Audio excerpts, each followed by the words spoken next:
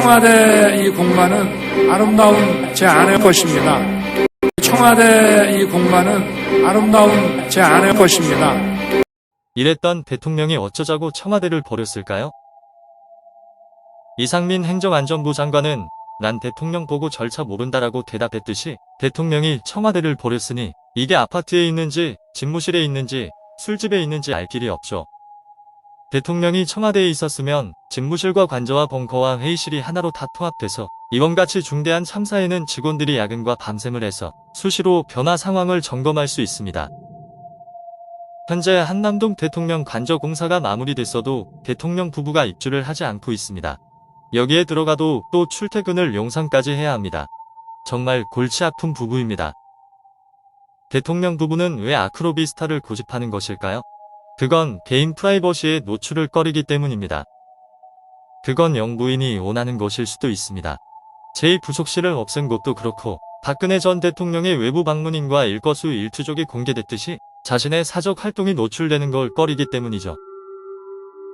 자신의 가족들도 봐야 하고 종교생활도 해야 하겠고 개인 자문 다닐 수도 있지요. 아파트는 경호원 외엔 누가 드나드는지 알 수 없습니다. 윤 대통령도 청와대보다는 아파트가 술 마시기는 편하겠죠.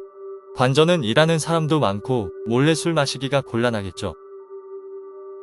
뭐 어떠냐 하고 정신 나간 꼴통 지지자들도 있겠지만 156명의 사람들이 죽어나간 이태원 참사 때 사진에서 보시는 2개 기동대는 대통령 아파트를 지키느라 이태원이 지척인데도 지원을 하지 못했습니다.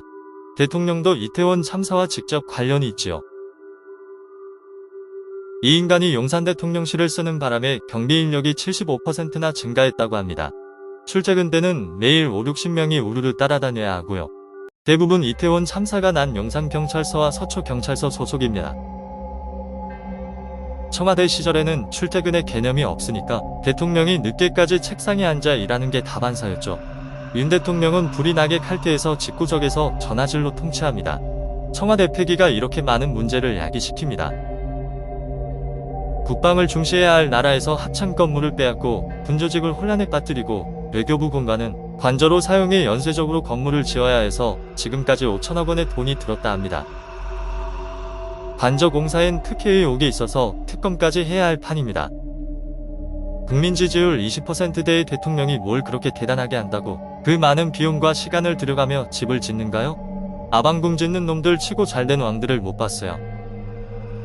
11월 4일 갤럽 조사 결과 대통령 부정 평가 63% 중 무려 16%가 대통령의 무능을, 9%가 대체로 잘못한다를 꼽았어요.